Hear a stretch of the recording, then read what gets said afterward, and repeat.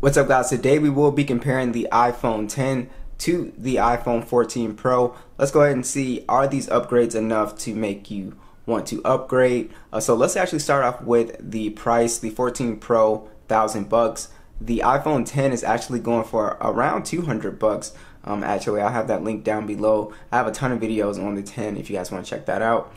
So basically, the first thing you'll notice with the hardware is that the iPhone 10 is much lighter than the 14 Pro.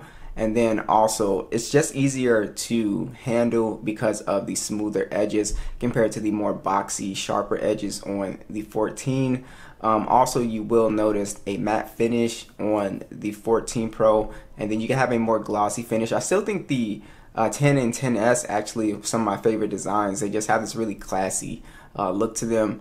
But the next thing that will stand out with the hardware is obviously this big camera module on the 14 Pro versus the 10. It's just massive, and you also get that extra camera on here as well too, which we will talk about a little bit later. Alright guys, so the next thing to stand out is the display here. So you do have a display upgrade with the iPhone 14 Pro. It is a 6.1-inch display. It's LTPO, Super Retina XDR OLED, 120 Hz HDR10. Actually, one of the brightest displays you can get at 2000 nits peak brightness, so extremely bright outdoors. And it is a 1179 by 2556 resolution, 460 for the PPI. The 10 has a slightly smaller display at 5.8 inches. It's also a Retina OLED, but it does lack the 120 Hz. And it is 1125 by 2436 for 58 for the PPI with a max brightness of 256. So as you guys can see, you will get a slight upgrade when it comes to the display, and mostly you'll notice it with the 120 Hz.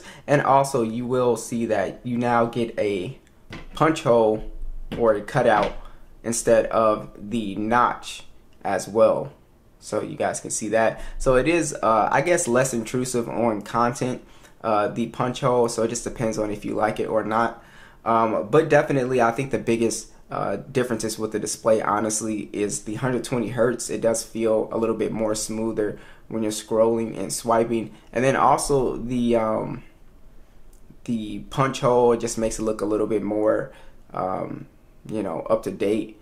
And then also the 2000 nits peak brightness, definitely you'll notice that outdoors. But as far as the screen quality itself, the iPhone 10 still has very good screen quality. They almost look kind of identical in terms of, you know, color and overall sharpness and stuff like that. So I'm not really seeing a big difference when it comes to, you know, just looking at the icons and everything. They pretty much still look on par with each other in my opinion. It's just this display is brighter. It's 120 Hz and it has the new you know, pill-shaped cutout. Alright guys, so here are the Geekbench scores on these two devices. So you can see you get a pretty good upgrade when it comes to the single core and the multi-core score. Now both of these are updated to iOS 16 as well. This should be updated to iOS 16. Yeah, it's updated to iOS 16. So they both run pretty well. Now you will notice a speed difference slightly with the 14 Pro. So the 14 Pro has the Apple A16 chip, and it also has 128 gigs of internal storage and 6 gigs of RAM. And then on the iPhone 10 we do have the Apple A11 chip, 64 gigs of internal storage and 3 gigs of RAM. So just launching our, you know, applications here. Let's do YouTube. You can see very fast, but pretty much still on. 11 is still, not the 11, but the 10 is still on par. Boom. Now that was pretty quick. That was kind of a bigger gap there when it comes to like launching games and stuff like that. But again, is a second or two difference a big deal?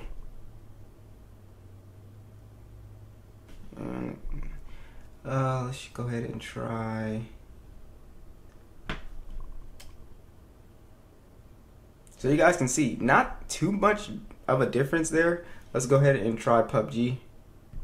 Now, gaming experience will be a pretty nice upgrade in my opinion. I think this is where a lot of that power starts to show itself.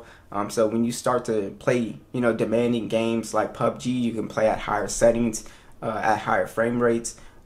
and also games that are just more demanding in general will work better, like Genshin Impact. So if you are somewhat of a gamer on your phone, and you more than a casual gamer, then you will definitely like having this extra power. So just to show you guys, these are the settings you would play at PUBG, and just in general with basically any game. Genshin, it doesn't matter. HDR Extreme, you can see it's going to play really well. Now, comparing it to the iPhone 10 here, I can get out of these cutscenes.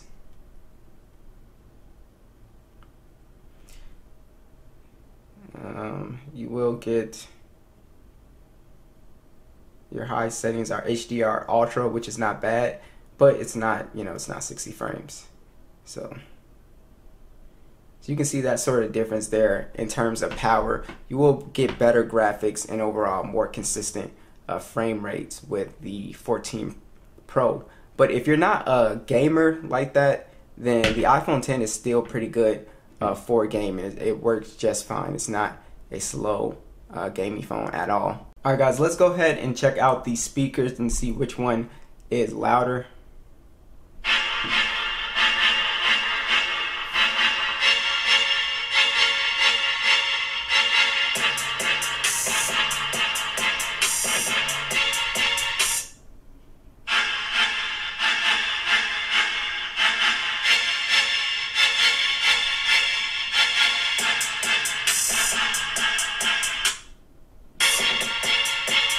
So while both speakers are pretty good, the 14 Pro does have a louder and the bass just hits a little bit harder. So it is a speaker upgrade here for sure.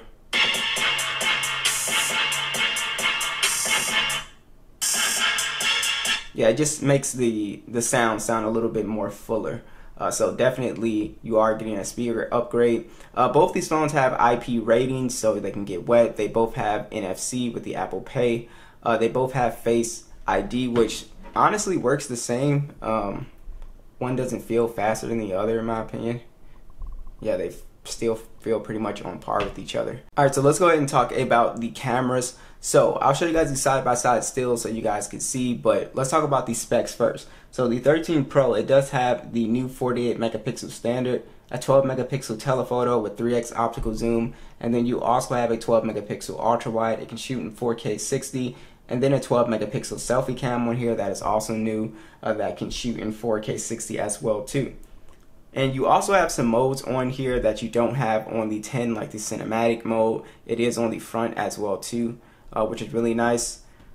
The iPhone 10, it does have the dual camera setup here. It's a 12 megapixel standard, and then you have a 12 megapixel telephoto lens that does 2x. It can also shoot in 4K 60, and then a 7 megapixel selfie that can shoot in 1080p 30. And again, you're lacking the cinematic mode. You also lacking a ultra wide and a macro camera on the 10. So which cameras still do you guys think?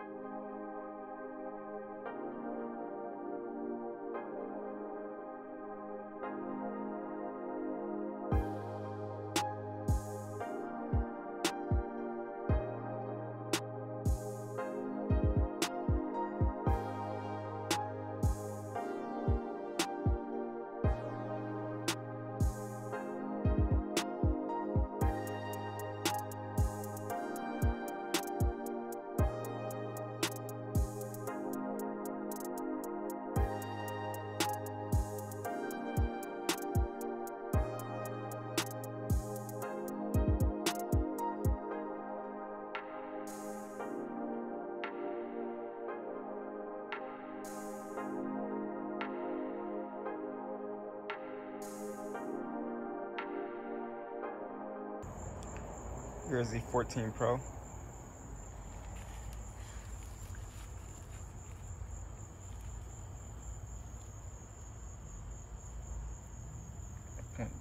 Five.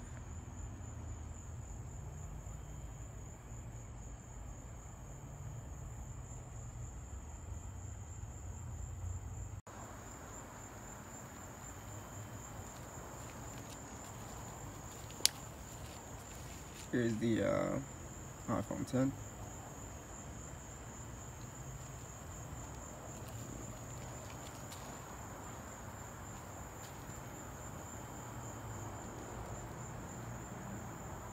All right, so this is where you guys should see a pretty good upgrade here, and that it comes to battery life. So battery life on the 14 Pro, you should notice it right away that the battery life is going to be much better. The battery life on the 10 is fine, but again, most of these phones, when you buy them, they're going to be used or refurbished, and they usually don't have 100% battery health. You have to replace the battery. Like this one is 90%.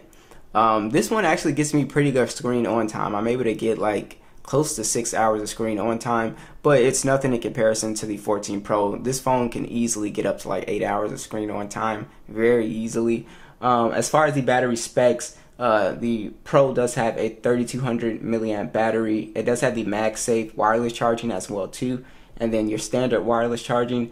The 10, it does have a smaller 2716 milliamp battery, and it does have the wireless charging as well. So just know, if you're upgrading for battery life, I think it's a very good upgrade actually, because these phones are awesome when it comes to battery life, and also they don't get as hot as the 10 when it comes to like gaming and when you're like shooting video and stuff like that. These phones can kind of heat up a little bit. Yeah, so that is pretty much it, guys. Be sure to let me know, what do you guys think about these upgrades, and I'll catch you guys in the next one.